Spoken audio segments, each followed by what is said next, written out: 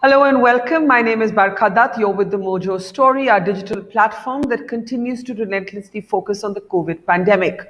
Now, the big question for political analysts and political observers is this: will the handling or the mishandling of the COVID crisis extract a political cost?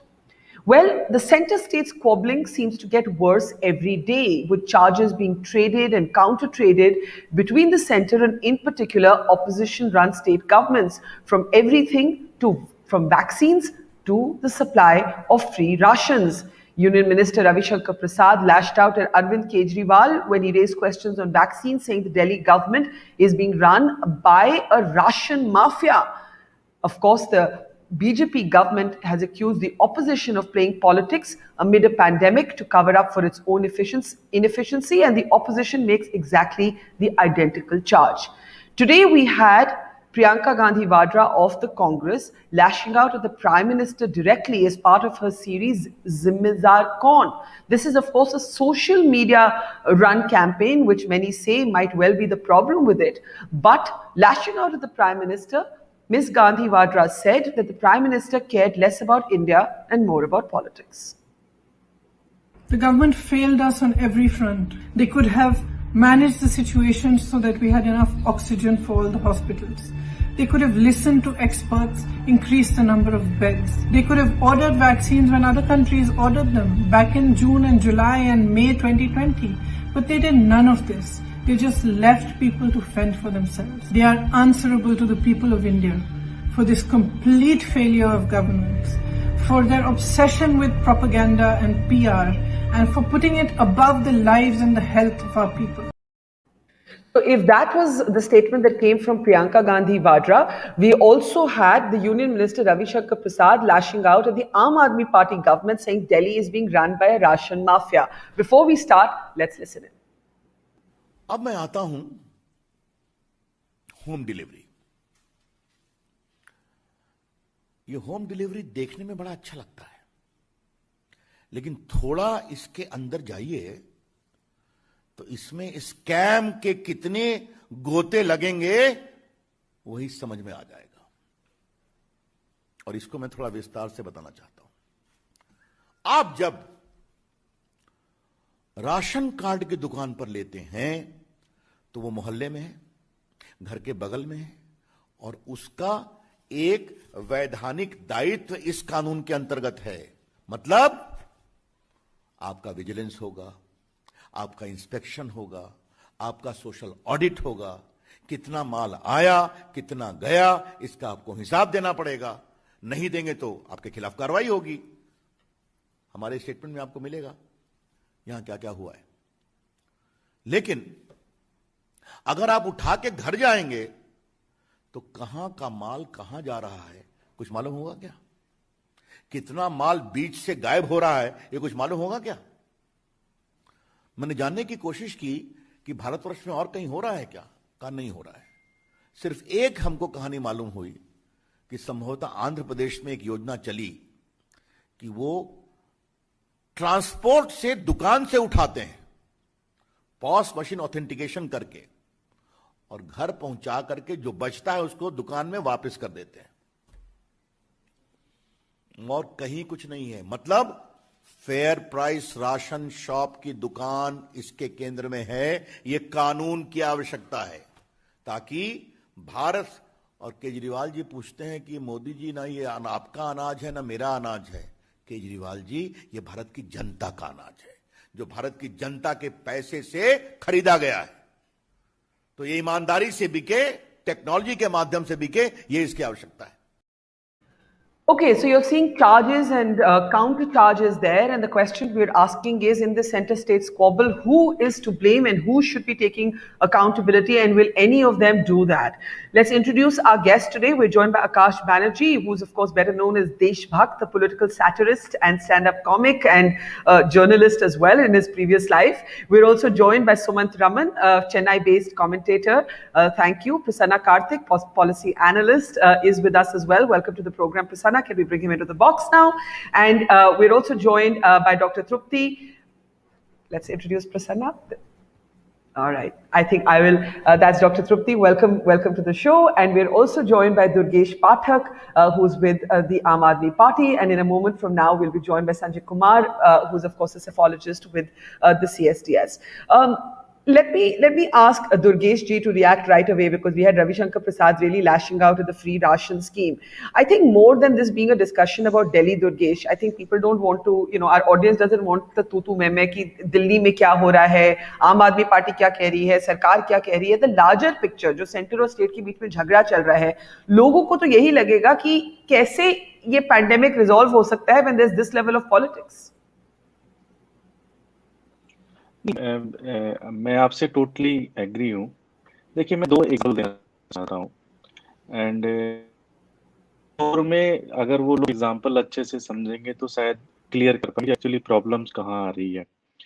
जैसे union minister Ravi Shankar ji ने कल कहा कि भाई घर घर ration योजना जो है ये एक तरीके से, इस पे उन्होंने बड़े चार्जेस लगाए, बड़ी गाली गलौज की, बड़ी उल्टी सीधी बातें की. लेकिन अगर आप देखो, कोर्ट के अंदर हमने एक बार नहीं, हमने इनसे 5 बार परमिशन लिया. कोर्ट के अंदर भी इन्होंने कहा जी इनको कोई ऑब्जेक्शन नहीं इस तरह की पॉलिसी के ऊपर. आज आपको पता है, आप हिंदुस्तान से दिल्ली की बात नहीं, आप हिंदुस्तान किसी स्टेट में चले जाए, आप ऐसा राशन दुकान है जहाँ पे अगर आप राशन ले रहे हैं तो वहाँ पे कंकर नहीं मिलेगा, उन राशन में कम राशन मिलता है, पैसे की हेर भी करते हैं, कई बार राशन भी नहीं मिलता. ये एक बड़ी कॉमन प्रॉब्लम है. इसको सोल्यूशन नहीं निकला कि अगर हम हर चीज को होम डिलीवरी कर रहे हैं तो क्या राशन क्यों डिलीवरी कर सकते हैं क्या? कोर्ट गए, कोर्ट से हमें कोई, सबने कहा कि कोर्ट ने हमें रोक नहीं लगी. कुछ सेंटर ने भी कहा कि हमें उन्हें कोई ऑब्जेक्शन नहीं है. इवन हरियाणा में जो कि बीजेपी स्टेट रूल है, उनके डिस्ट्रिक्ट में इसको एज अ पायलट वो इस्तेमाल कर रहे हैं. तो ऐसे समय जब 1 हफ्ते बाद ये प्रोग्राम इम्प्लीमेंट होने वाला है, तब तक आप सडनली आके कहते हैं कि ये बेकार है, ये ऐसा है, तो इसका मतलब ये लगता है कि इसमें पॉलिटिक्स ज्यादा है रादर देन इसे को मेरिट है. एक छोटा सा एग्जांपल और दूंगा. बरखा जी, आपने 1 महीने 1.5-2 महीने पहले जब एक कोविड का पूरा चल रहा, दिल्ली में ऑक्सीजन की बहुत कमी हुई. हमने लगातार लेटर लेके हमने सारी चीजें की. सेंट्रल गवर्नमेंट के मिनिस्टर, सेंट्रल गवर्नमेंट की इनकी पार्टी ये आए, इन्होंने बड़े कॉन्फिडेंट से कहा कि अरविंद केजरीवाल को 8 ऑक्सीजन प्लांट लगाने थे, लेकिन इन्होंने लगाया नहीं, और जिसके कारण ऑक्सीजन की कमी आ रही. लेकिन हमें सिर्फ स्पेस प्रोवाइड करना था, सेंट्रल गवर्नमेंट को एक्चुअली लगाना था पीएम केयर फंड से. तो प्रॉब्लम ये हो गई है कि जहां पे भी जितने अपोजिशन रूल स्टेट हैं, अगर वो कहीं भी कोई अच्छा काम करना चाहते हो, चाहे वो दिल्ली है, चाहे वो बंगाल है, चाहे वो महाराष्ट्र है, सेंट्रल गवर्नमेंट अपने साथ ले नहीं चल पा रही है. हम वैक्सीन मांगते हैं तो आप कहते हो कि हम पॉलिटिक्स कर रहे हैं. हम राशन चलाना चाहते हैं, हम कहते हैं आप पॉलिटिक्स कर रहे हैं. मुझे नहीं लगता कि कोई भी एक पढ़ा लिखा इंसान जो थोड़ा सा भी समझता है चीजों को, वो कभी भी ऐसे प्रोग्राम का विरोध करेगा. ये हो सकता है ज्यादा से ज्यादा कि ये फेयर गवर्नमेंट, लेकिन तो कुछ एक्सपेरिमेंट तो कर नहीं रही है, उसे तो दीजिए. ओके, आपने अपनी दिल्ली सरकार की बात की. There is of course a larger picture here that we need to talk about. Akash, obviously this stuff, in a sense, they always say truth provides better copy to satirists than fiction ever could. When you see the opposition and the center, and it doesn't matter which party it is, it can be the Congress, it can be the Aam Aadmi Party, at complete loggerheads. As a citizen, before a comedian, how do you read this, and do you actually think that this is going to extract, this is going to change how politics is practiced and conducted, and how indeed people respond to it? Barkha, I always say that we satirists don't have a threat perception from competition. Our competition is the government, actually, because the kind of stuff that they come out with, it's hard to replicate and it's hard to script, because the real life script is much, much more bizarre. And that's exactly what is happening, Barkha. अब मैं आता हूं. Going on. Take a look at this. What is the justification that is being given? The justification that is being given is, but it is not anywhere else. That's a union minister saying that it is not anywhere else, so it is bad.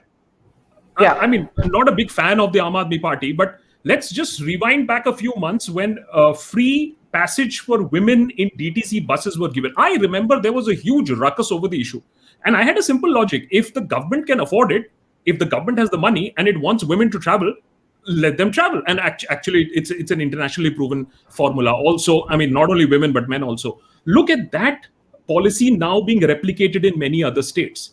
So unless and until there is some hardcore example, and I love it, the confidence with which it is being said that PDS shops, and the Russian shops are absolutely pure. They have no problem. It is only because a Russian mafia has to operate, so you're taking it away from the Russian shop. The Russian shops are the problem. That is why you're taking it away and giving it directly home delivery. Prove it wrong in court with logic. But this sort of justification, unfortunately, Barkha, people do tend to take. And I think this sort of gutti, as we say in Hindi, is being shoved down the throats of people and they're accepting it. Good governance is being impacted wherever we see. It is my way or the highway, it seems, at this point.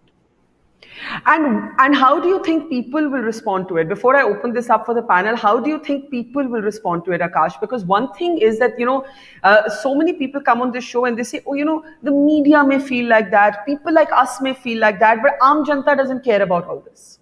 And that's what's always suggested, that there's a kind of elitist narrative that finds these sort of issues problematic. Barkha, I hate to agree with those people. Look at what has happened in the last few months. Just roll back and see if this was the BJP in opposition and the Congress party in power, and you had gone and reported about bodies on the banks of the Ganga. The kind of uproar that it would have caused, it's multi-pronged. There is the media, there is the opposition, and then, of course, it's the impact of the people and, of course, democratic institutions. Now, with all of them missing and people in some sort of a smoked up haze at this point of time, I don't see the kind of reaction. So I'm sorry, but I agree to the fact is that we are elitist, or as your old colleague might want to say, Lutyens media. It impacts only those people who have read history, who have seen geopolitics. Maybe it just bothers us because I don't see the anger, the reaction. After this pandemic, and I have an alter ego called Banerjee, and he said in 3 months, call an election in 3 months and Modi will win it all over again. And a lot of people said, you know what, this time we hate Banerjee, but he's right this time. 3 months. And people will forget. I'm sorry, Barkha, people are already forgetting. So no impact on this. People will not react to this. And you're not being ironic when you're saying this. This is actually your sense of how politics is played in this country. And is it also about the absence of an effective opposition? So quickly, and then I'll go to Sanjay.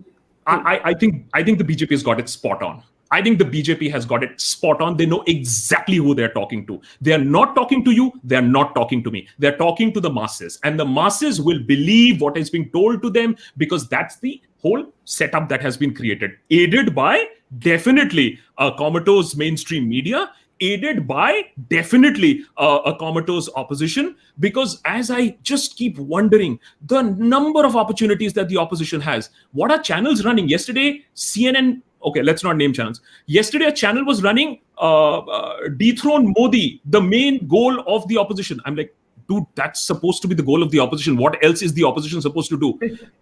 And that's being created as a narrative that's an anti-national thing to do, trying to come back into power. And where is the opposition? Where is the push? Where is the cornering? And Barkha, one final point. It's not the media's fault. Look at what the Youth Congress did. Look at what B.V. Srinivas did. And he got the media space also. You have to fight your way to get the media space. You have to do something on the ground to get the media space. Media is not going to come and walk to you because thousands of crores have been paid to them, but you can still break them if you make that narrative, unfortunately not being made. Okay, so comatose media, beholden media, compromised media. But Sanjay Kumar of CSDS, would you agree with Akash Banerjee that, the people who are hand-wringing, who are upset over what's happening are mostly, a very elite, small sliver, and nothing on the ground actually suggests that COVID is taking a political toll? on the BJP, except perhaps the results of the recent panchayat elections in UP. And we lost Sanjay as we were asking that question. So let me take exactly that to Prasanna. Prasanna, I know that you're someone who has supported this government, but there are even supporters of this government who say that they're very, very upset with, for example, the denial over the mass graves in UP. And we had Yashwant Deshmukh, another cephalogist, on our program yesterday, and he said that COVID is not in any political curriculum. So it's very difficult to actually assess right now what its political cost may be. How do you respond to this? See, Barkha, first and foremost, I kind of disagree with the proposition that the masses are gullible, and that the masses don't understand what actually is happening, and they can be hoodwinked by some kind of a propaganda or something of that sort. Because we've had, in the recently held elections, it is very clear that if that was the case, then Modi BJP should have won West Bengal as well. So somewhere down the line, we need to kind of start respecting the wisdom of the masses. It might not be in line with what our worldview is. Their priorities are very different, but nonetheless, they do have a certain mind of their own, and they operate based on that. So I don't kind of agree that these masses are very gullible, and there is no political cost to this whole thing so long as there is a strong propaganda machinery. I think, and as much as it is very important for any politician, and governments are run by politicians, right? They need to be sensitive to some of the political realities, and I think that's par for course, right? And so far as the bickering is concerned, I think there is a distinct difference between the bickering between the government and a few states and a few other set of states. For instance, you do have a lot of bickering happening between the central government and Delhi, the state government, between the Maharashtra government. But there are also other opposition parties, that are doing whatever they're doing without so much of a bickering. So I wouldn't want to look at the entire opposition in a homogeneous, spectrum. You do have the YSR, Jagan Mohan Reddy, But yet the only members of the opposition that are considered honorable are those who are seen to be slightly soft on the BJP. So whether it's a Jagan Mohan Reddy or a Mayawati or a Naveen Patnaik, those are the only ones who are seen to be somewhat honorable. Prasanna, does that make sense politically? No, but the thing is, just because someone actually raises a voice, that does not mean that they're doing the right things also, right? Just because someone is actually confronting the central government on whatever issue, whereas other chief ministers are not doing, doesn't mean that the ones who are confronting are the ones who are doing whatever they're supposed to be doing, and others are being very, they are hand in glove with the central government. That whole worldview is something that I would like to challenge.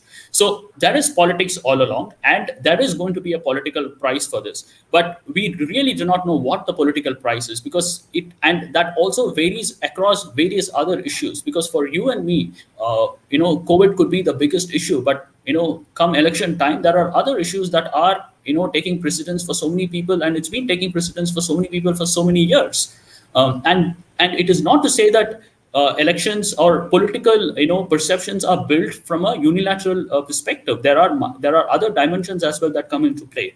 That said, you really cannot take away the fact that India as a society, and I think that's true for many many democratic societies as well, but in the last few years, I think politicization in India has reached an extreme level. I think all political parties and all governments, especially whether they're in the center or the state, they need to kind of step back a little, and they need to, on certain occasions at least, put policy and people before the politics. Let me get Sanjay before I lose him again. Sanjay, I was asking you, we keep losing you. I was trying to ask you if you think COVID has a political consequence, and the only barometer we have right now are the recent results of the UP Panchayat elections that I think should never have been held. They sent about 1,800 school teachers to their consigned death. That's a different debate. I don't know, is there something about this question? Every time I ask Sanjay this question, I actually lose him. Akash, this is something you could write a satire on. Every time I ask this question, he goes. So I think let's not get him back till his line is stable. Sumanth, what's your sense? You're in Chennai, right, where a new government has just taken charge. I was just in Tamil Nadu. It is not as if there aren't problems there. What will be curious to understand is whether people's anger translates immediately to doctors and hospitals. So, for example, one of the things a doctor who's been assaulted was asking me is, how come there's no anger? No one goes and hits a politician. They come and hit doctors. So what we do not know is, there's no denying that there's anger among people, but will that anger be expressed against the hospital administration? Will it be against their state government, or will it be against their center? That's what we don't know. Okay, Barkha, first of all, we have to understand a couple of things. One is the very obvious fact that the image of the Prime Minister, obviously has taken a hit. Now, we can debate on to what extent is that hit. But we have to understand he seems to be Teflon coated. Nothing sticks, and even if things do stick, they don't stick for a long time. So, as Akash said, 3 months, 6 months is a long time, and who knows what would happen then. But the point I want to make is there is this huge propaganda machine, and that machine is much more powerful, much more influential than a lot of us actually give it credit for. I mean, we know that PR. That's why mistakes can never be admitted, because once you go down the slope of saying, actually something may have been done wrong and we may want to correct it. So that's why even when the Prime Minister announced free vaccines last week for the 18 to 44 and so on, he only sort of blamed the opposition and then made the announcement. There was never an acknowledgement that this should have been the policy in the first place. So there is this huge machinery, the millions of WhatsApp groups that keeps putting out fake news and fake stories and so on. And we have to, while we do understand that there is anger among the people.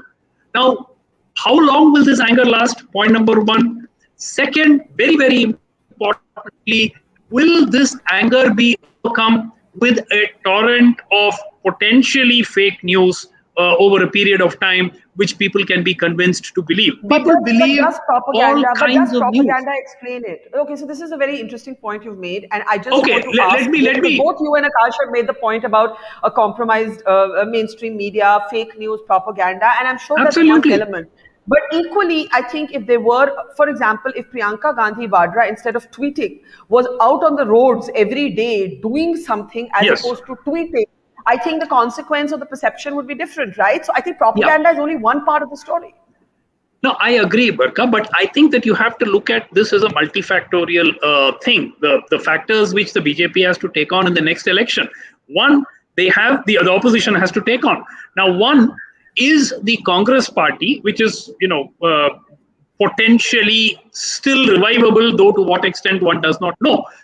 The party which is spending more time, or where all its leaders spend time only on Twitter. The next election were to be held on Twitter, then the Congress would have a reasonable chance. But unfortunately, since that's not the case, there is a problem. Where is Rahul Gandhi? Where is Priyanka Gandhi? We see them only on social media.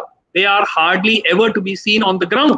And you cannot expect to win a national election and re-emerge as a preeminent party if you're spending almost 90% of your time on social media. And the Congress does not seem to have even grasped that. I see a lot of significance in what Mamata Banerjee did in taking back Mukul Roy. I see that potentially because he has been in Delhi in the past and he knows the workings a little better. And of course, Mamata may potentially emerge as a national challenger. If that does happen, then, I mean, again, it's a very, very long shot. But at least she's not spending her time on Twitter and social media exclusively like the Congress party. So, I can't see anybody else. The others are hugely compromised. I mean, you were speaking of some of the chief ministers being close to the, close to the BJP. Jagan Mohan Reddy, for instance. What's happened to all his 40 or 30 odd CBI cases?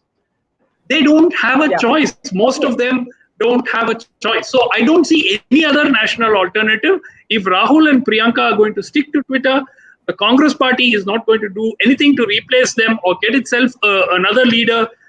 And the rest of the opposition is, half of them are trying to see if they can do deals to stay out of trouble. That leaves, as I see it, beyond Mamata Banerjee, I can't see anybody else who can take on the BJP in 24. Okay, Sanjay ji, I'm going to try third time lucky and not ask you a question. I'm sure you've been following the debate. Just go ahead with your comments.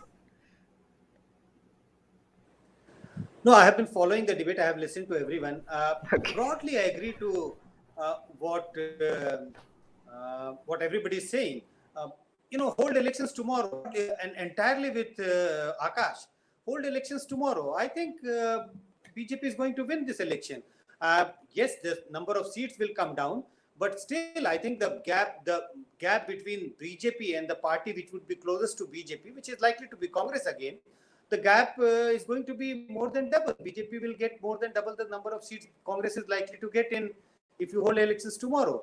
Because people are very quickly forgetting, as things are coming back to normal, people are not looking still, the horror of stories of the COVID second is not haunting them again and again. Yes, this may be haunting those families who have lost, family members. But generally, if you talk to the people, and people are coming back to terms in a sense, and BJP is very clever in putting things in a comparative perspective. I remember that there was a data which was put out that oxygen shortage was there in US also, in UK also, in Germany also. So this was nothing new what has happened in India. So and one should remember that in India, 60% of Indians vote for the party. They don't look at the merits and demerits of the candidate. Yes, people have been unhappy about the way COVID situation has been handled. But when it will come to casting your vote, people will remember many other good things about the BJP, and people will say, okay, COVID mishandling is there, but still they have been able to build the Ram temple and they have taught the lesson to the Kashmiris in Jammu and Kashmir, etc., etc. They have at least been able to push the Muslims in a corner.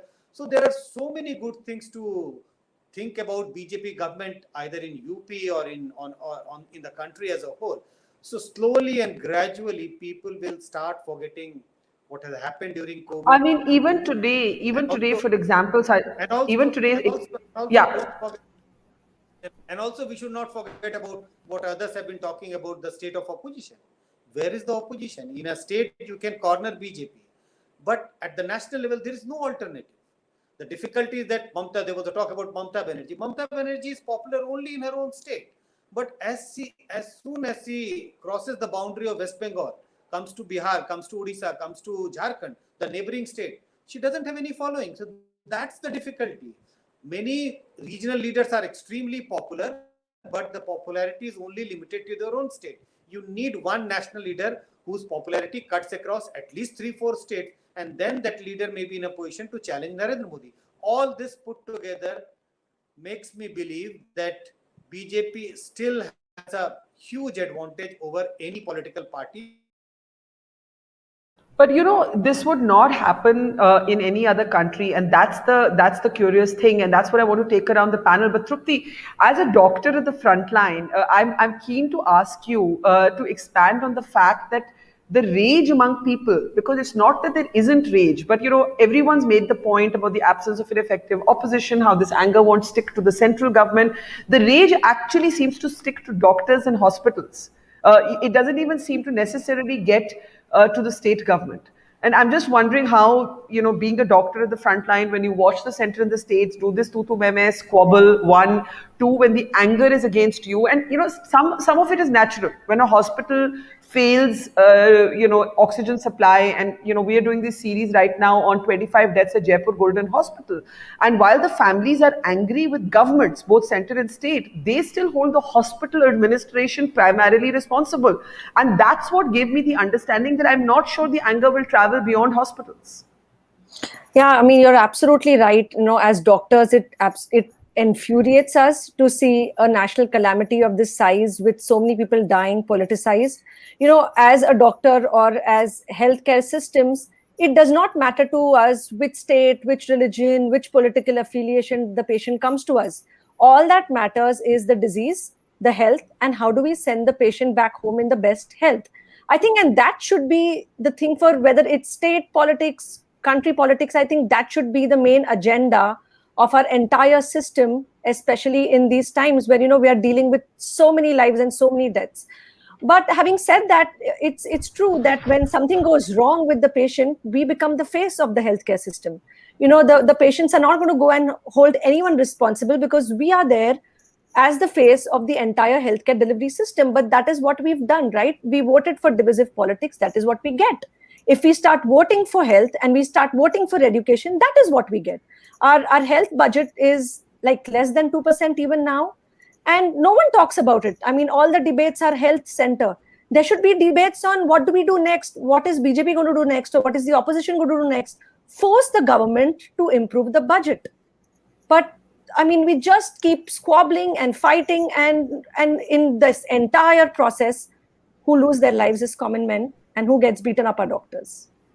Yeah, and I think that that's actually a very perceptive point on how politics may shape itself, that if healthcare, doctors, workers, as well as hospitals become the face, they also become the target of the anger, then this doesn't necessarily change or impact politics. Akash, I can see you agreeing, and then Durgesh, I'll come to you.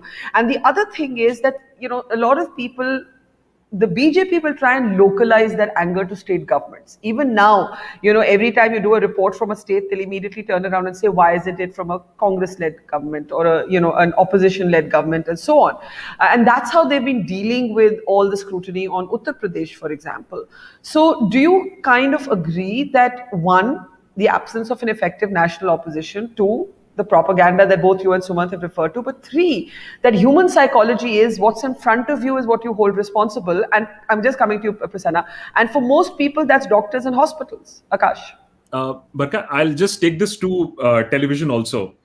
I still remember going to the heartlands and trying to report, and when there is something that has seriously happened, it's the OB-vans that come under fire. It's the journalist that comes under fire. Why? Right. Because ironically, as it may sound, we are part of the structure, the system. So what is in front of you is where the anger is going to be taken out. And that is why I think this whole sham that was launched by Baba Ramdev, also trying to blame doctors, was somewhere a diversionary tactic also. Look, it's the doctors. They don't know how to treat you. They were giving you the wrong medication. So it all is a very systematic way that everybody else is responsible. It could be the doctors, it could be the hospitals, it could be the once in a century pandemic, like everybody else screwed it up, only we have not screwed it up, everybody else is responsible. So these are the things that are taken, but Barkha, one bigger point I think we are missing out, and you brought it up in the beginning, is that who is impacted, how many people are actually going to watch this. Let's not forget, the government has very silently given away the whole WhatsApp encryption business. Because the day WhatsApp decides to shut shop, their biggest news channel, their biggest anchor, their biggest propaganda machine is going to get lost. So while we will have this discussion here in this very small room, it's the WhatsApp messages that are going out. And what are the WhatsApp messages saying? Just ask any of your relatives. You don't even have to go down to the tier 2, tier 3 cities. Our relatives, educated people who have gone to college, will believe this is a once in a century pandemic. The prime minister and the government have done everything. It's the states who are responsible. Why? Because it's the state is suddenly a health subject. That is the level of awareness, that in a pandemic, you are going to quote that the state is, the healthcare is a state subject, where you've forgotten that the center had completely taken over all the machinery, all the responsibility, even the MP-led funds. And suddenly when things go awry, it's the states. Yeah. Prasanna, you were wanting to make a point, and then I'll come to you, Sumanth. Prasanna. See, one of the things that I've heard often in this debate also, and even otherwise, is that we have a weak opposition, right? Now, the question really is not whether the opposition is weak. The question really is, what is the alternate that the opposition is actually trying to provide, right? You look at any reform issue, be it the farm laws, or be it any other reform that's been proposed in the last few years. Tell me one opposition party which has actually supported it. Right? Someone spoke about Mamata Banerjee being a national alternative. Can you tell me one economic agenda that Mamata Banerjee rolled out in her state which will help alleviate poverty in this country? So the problem in India is not that but her vote, she got voted back. So just like the BJP says that the ultimate jury is whether they win elections or not, state leaders are going to start arguing from exactly the same template that the BJP argues from, Prasanna. Right? No, I'm here. So there again, now if we say that Mamata Banerjee's re-election is largely a function of which legitimizes her policy making and is largely a function of a wise decision made by the masses, I think we should apply the same yardstick other ways as well, right? It is not that when BJP wins, it's a function of propaganda, and when Mamata Banerjee wins, it's a function of a wise decision made by the electorate. Let's be very clear about that, right? And second, the question really is not about whether the opposition is weak or the opposition is strong. The question really is that do the people see a alternate vision in the opposition which will actually help them change the way their life is. The fact of the matter is that we are still 136 when it comes to GDP per capita, and our lives have not been, at least for the bulk of the masses, forget people like you and me, but for the bulk of India, their lives have not been great in the earlier dispensation. Now, sitting over here, we can talk about divisive politics, so on and so forth, but there is a lot of, at the end of the day, Narendra Modi is a very, very smart politician, and as much as he understands how political narrative, builds electoral outcomes, he's also been very clear about many of the initiatives, such as Jan Dhan and a lot of other welfare, schemes. For instance, how many Indians had bank accounts, and there are a series of these schemes which also have a role to play in the way people perceive it. So it's just not plain propaganda, and let's stop assuming that people are dumb and they fall into propaganda, and it is only people like us who can see through this. So the contradiction the contradiction I feel in what you've just said is that the people of India are smart when they vote back the BJP, but the people of Bengal don't know what they're doing when they vote back Mamta. Isn't there a contradiction, Prasanna, in the argument that you make? Because if people are smart, then people are also smart when the BJP loses, as well as when the BJP wins, right? It can't be argued. You can't have the same argument sort of equal and opposite. I for one would acknowledge the wisdom of the masses, irrespective of what the electoral outcome is, right? Sure. And if Mamta Banerjee happens to win an election, it is because of what people see her. That's not propaganda, right? I have a problem when people like Mr. Sumanth Raman say that if BJP wins, it's a propaganda, but if Mamta Banerjee wins, it's a national alternative. No, that's not true.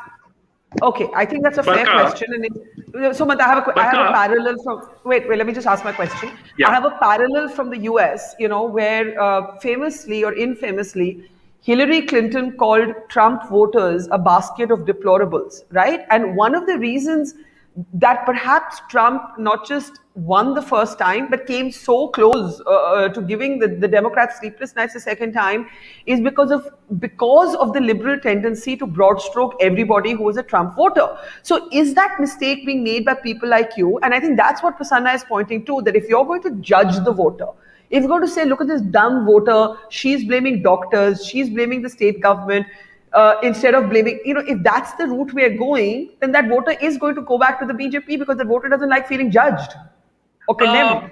Barkha, I think we are missing a very, very important point. The voter does not always make up his mind about a political leader based on his personal experience. Very often, it is what he sees, what he is told, what he hears. That is what helps him make up his mind. Today, Rahul Gandhi becomes a pappu, not because you and me have interacted personally with Rahul Gandhi for a prolonged or extended period of time to understand. It's because we've been flooded with edited videos, we've been flooded with the, with the morphed stuff, and we've been told that this is what he said, whether he said it or not. So I think we have to understand that the role the media plays is also intimately linked to how the opposition is perceived. So it's very well to say that the opposition is not getting its act together. I agree entirely that they are not doing what they should be doing. But the way that people perceive the opposition leaders is because of how the media does its propaganda. And they are very intimately linked. 99% of this country is not going to interact with any of these political leaders directly. Their opinions are based on what they see in the media, period. And as long as you don't change that, you will not make an iota of a dent in the popularity of Mr. Modi or the BJP. Let me get Durgesh and Sanjay who are on the weakest. Yeah, sure. Can I make a very brief interjection? Yeah. Rahul Gandhi has not been unsuccessful over the last few years, not because he's branded as Pappu. It is because the people of India have also seen that they've been They've been under the Congress rule for over 4 generations, and whatever has happened has not been so far effective, at least at this point. This is not to take away the credit of what people like Nehru and Indira Gandhi did at one point in time. But currently, the alternative that is being offered by the Congress does not appeal to the sensibilities of the people of the country. It's as simple as that. Okay. To reduce it to a simplistic deduction that just because BJP calls him Pappu and people start believing that he's Pappu, I think that is to belittle the very wisdom of the Indian electorate. Okay, let me just bring in Durgesh and Sanjay also, because they're on the poorest internet connections and I keep feeling like we'll lose them any moment. So while we have them, Durgesh, can the Delhi government escape its own responsibility in the handling of the pandemic? आपने ration वाला point तो चलिए आपने अपनी argument रख ली, लेकिन लोग जब हम लोगों के पास जाते हैं और हम कहते हैं आप किसको दोषी ठहराते हैं, जैसे हम ये जयपुर गोल्डन हॉस्पिटल में ये ऑक्सीजन डेथ्स की सीरीज कर रहे हैं, लोग कहते हैं हम तीनों को ब्लेम करते हैं। हम हॉस्पिटल को सबसे पहले ब्लेम करते हैं, दैट्स व्हाट मोस्ट पीपल से, उसके बाद हम अपने प्रदेश की सरकार को ब्लेम करते हैं और हम केंद्र सरकार को। So it's they don't exempt the state government. तो उसमें आपकी दिल्ली ले लेते हैं, आपको क्या लगता है कि दिल्ली सरकार या किसी भी और प्रदेश की सरकार की क्या जिम्मेवारी और क्या जवाबदारी होनी चाहिए?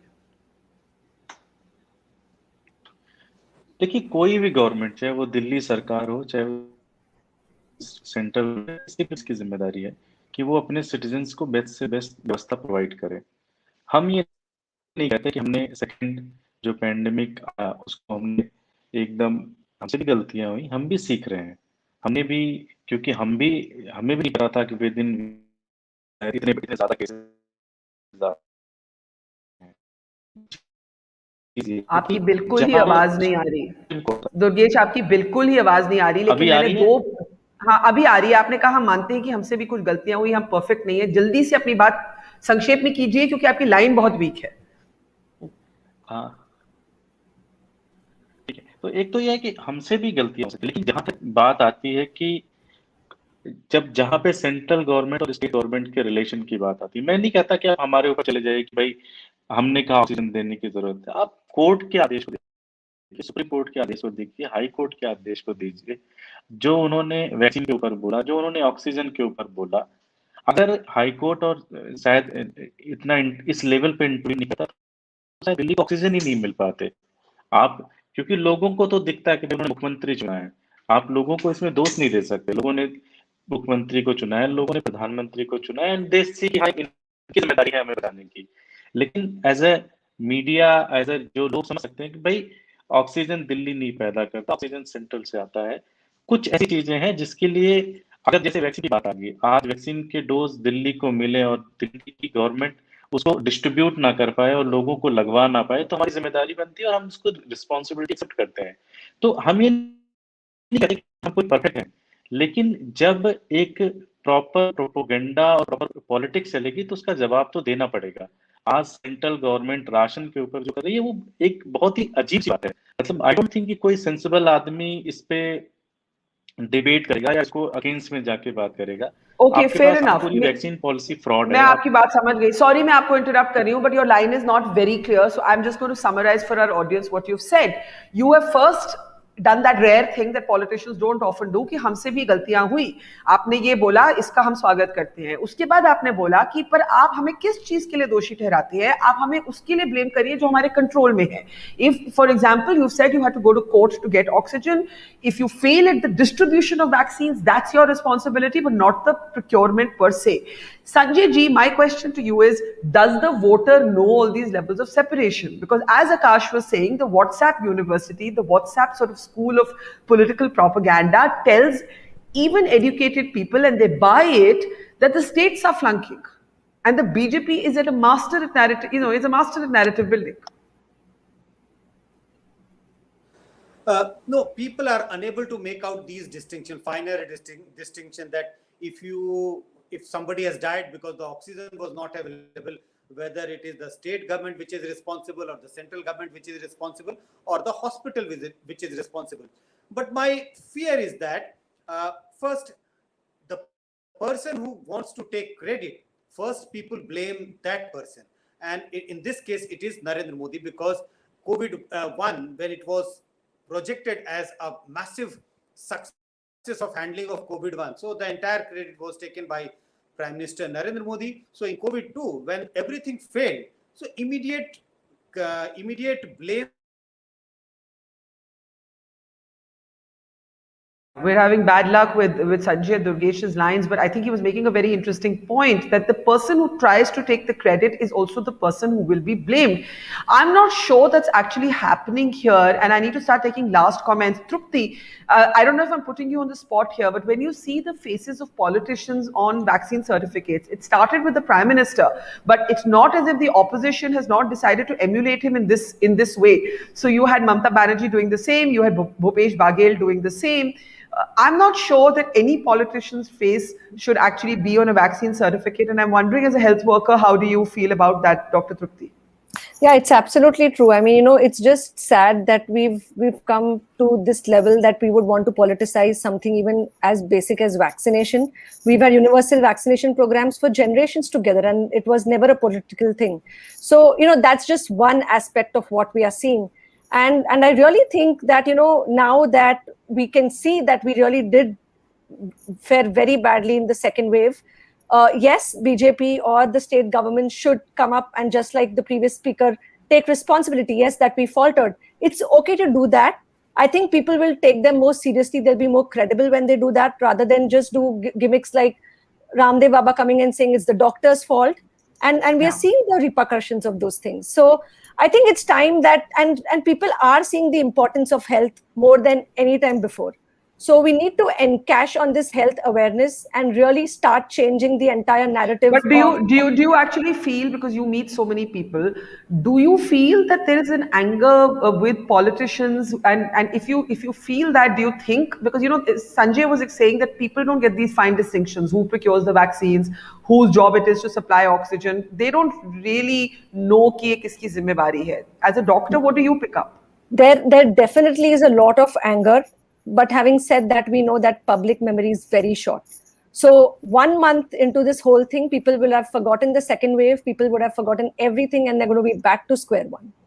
Yeah, and in fact, you're already seeing the invisibilization of rural India, where we've spent about 10 to 15 days most recently, Prasanna, and we've already declared the second wave over without paying any attention to how 70% of our country lives. But that sense of life is cheap. One of the things that Jagjot Singh, a man whose mother died at Jaipur Golden Hospital, said to me, he said in Jordan, there were 7 deaths and the health minister resigned.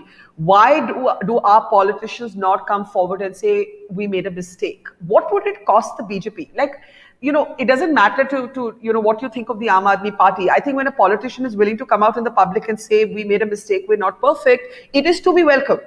And more politicians should be able to do that. I have to start taking last comments. So Prasanna, I'll start with you. Yeah. You're on mute, Prasanna. That's a very fair point. Even at an individual level, if someone makes a mistake, and might as well just come and admit it and move on with it, right? But then the question really is that, as an electorate, how do we treat people who kind of acknowledge their mistakes? Because I don't see any time in the past where we've had politicians who've come and acknowledged their mistakes. I mean, you still have people defending the emergency, right? So I'm not so sure whether, as a society, we are people who condone, who kind of forgive leaders who actually apologize for some of the mistakes that they do. So I wish that is something that was there collectively. I mean, and this is not just a problem with the BJP. I think this is a problem with every political party in India.